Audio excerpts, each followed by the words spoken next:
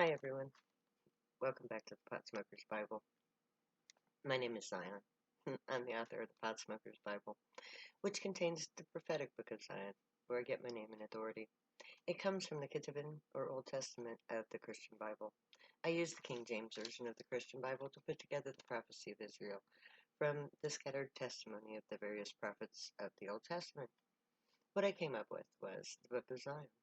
In order to publish the Book of Zion, I wrote the Pot Smoker's Bible. And in order to fulfill prophecy, in my portion of the prophecy, I had to publish a piece without the use of money. So I have been reading the manuscript from the two books that I wrote on social media. And today I am going to be taking up where I left off last time on the 21st chapter of the Pot Smoker's Bible, which is the 18th chapter of the Book of Zion. And it's called the Sighing of the Prisoners. And it goes like this. Historically speaking, when people are subjected to oppression by a government, it's only a matter of time before they free themselves. When they have suffered too much, it only takes a single person to step up and say, "Follow me." If that person has the right qualifications, it's game on. We are at that point in the history of the war on drugs.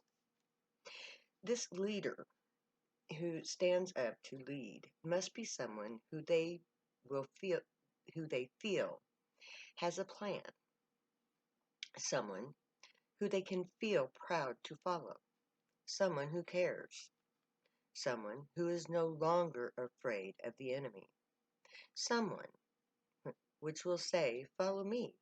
We have the right to be free. We have the right to say, "Enough." This person will lead the charge to freedom.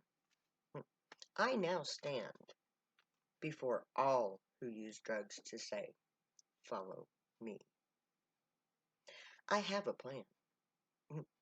I'm not afraid of the state. We have the right to exist. We have the right to get high. Let's go camping until they have given us a true hearing where we can defend our right to live our lives as we, not the government, chooses. Who are they to decide what's right for us? How does our desire to have a good time bother anyone else? How does our party do harm to the state? The war on drugs won't end until the people of Zion stand up to the state to demand its end. Let's face it, the war on drugs is rigged. It's a game of pig versus hippie. The pigs have all the power. They have all the means by which to rob and kill their prey. The hippie, prey, can only hide and hope that they get passed by. The state has no desire to end our suffering. They revel in it. It's a very lucrative game. The state has no desire to end the persecution. So, let's go camping. The Bible says that if we go camping, God will come to prove to our enemies that we are who I say we are, Zion. It will be fun. We can pitch our tents and have a party like no other. We can show the world who we are by just getting together in full view to be ourselves. Let's show the world how we act when we are behind closed doors. What's more open than the great outdoors? The reason I'm suggesting that we go camping is to do what Israel did when they left Egypt. They too went camping. But my campout has a modern twist. It will also be a strike, a peaceful demonstration, a demand for justice, a public show of solidarity, a family affair to show the world that we love our children enough to stand up to society as a united family, a peaceful stage from which to speak. India became an independent nation due to a nationwide civil strike. The Indian people refused to work for the English. They took to the streets in protest. Around 1,000 people were killed by the British. Gandhi and his people took to the streets and overthrew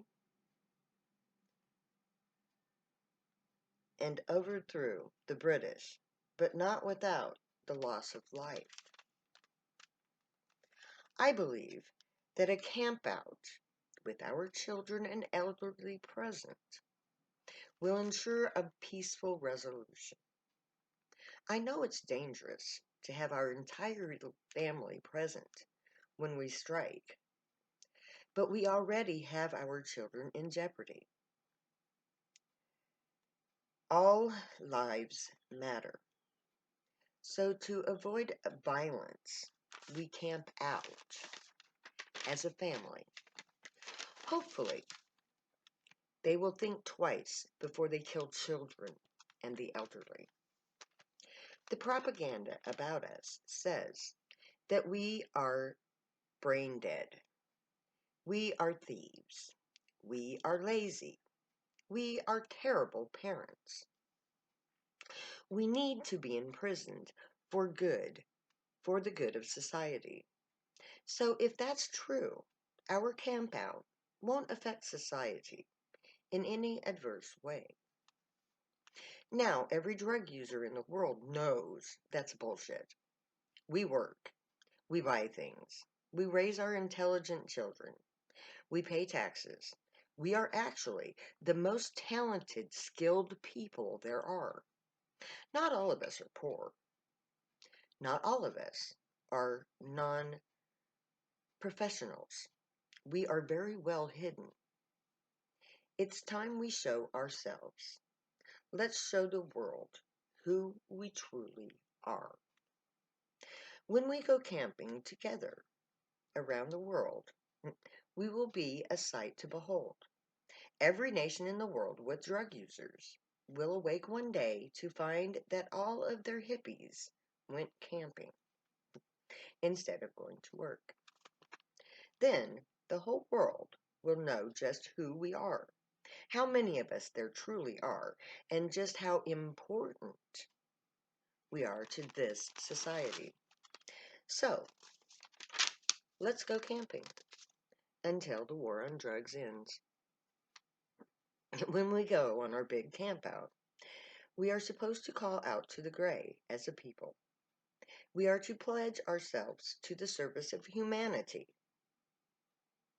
We are to volunteer to become priests, interpreters of the gray, the voice of the aliens, who have no physical voice, only thoughts. If we do that, the gray will send a ship or two to respond. Our campout is a first contact scenario. The arrival of the ship or ships in response to our public and telepathic pledge will literally change everything. The ship will bring with it an intergalactic authority. My people will be proven to be justified in most of what we do. Earth will forever become interplanetary. Our isolation will end. The arrival of the gray is a new beginning for humanity.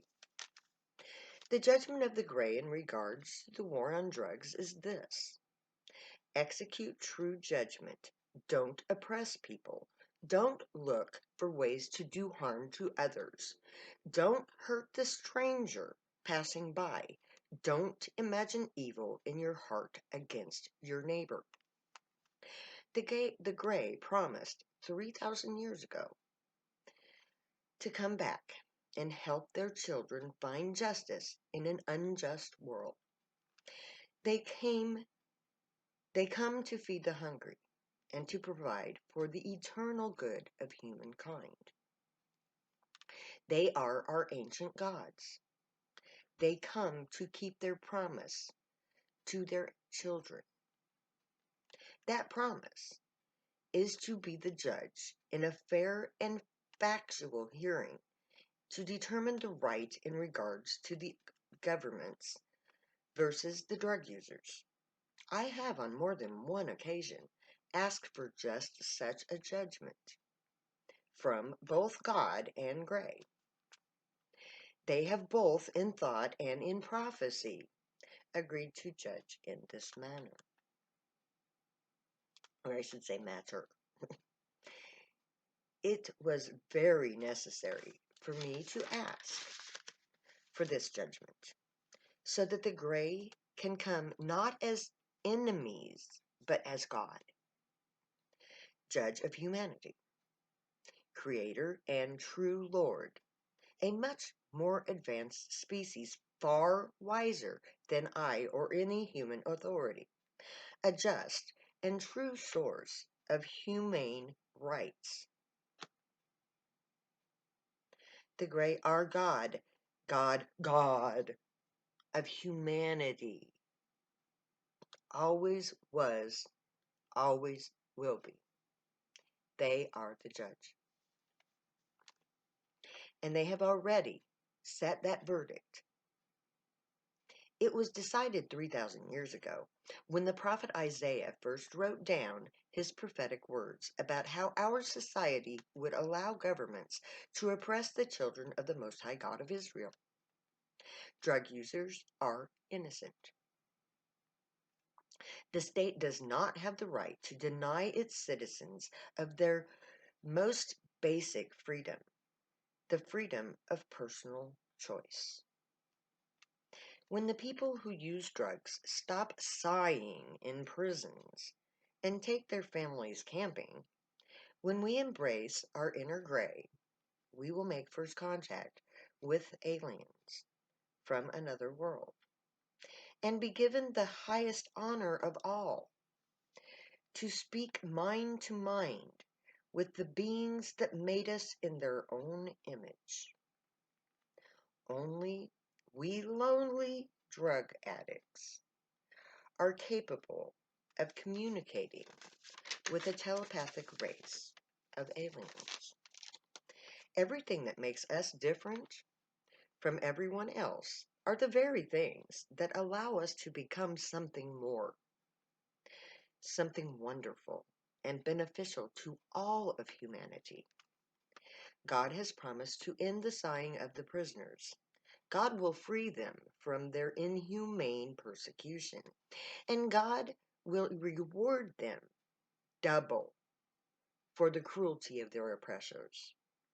God hears the cry of those who suffer. I know, because God has heard and responded to my cries. I give voice to the prisoners of God, because God gave his voice to me. And I'm going to stop there because my next video that I'll do in just a moment here, hopefully we'll get it aired before I go offline, will begin our dissertation, which is Jeremiah 14:19. So I am going to put out as many videos in the today or tomorrow, however long I can, before I get my cable cut off. So hopefully I can get through this whole chapter. I doubt it, but I'll try. Anyway, may the Gray watch over you, guide you, protect you, and keep you from all harm. And may they teach you right from wrong. May you be worthy of them. May your thoughts, words, and deeds reflect truth, good, and light, the unicorn way. Find your joy and pursue it. Make that your guild choice. If you use drugs, stay happy and high. You have every right and reason to. Believe me, I know. I read the book. I'm going to say later now because I'll never say goodbye.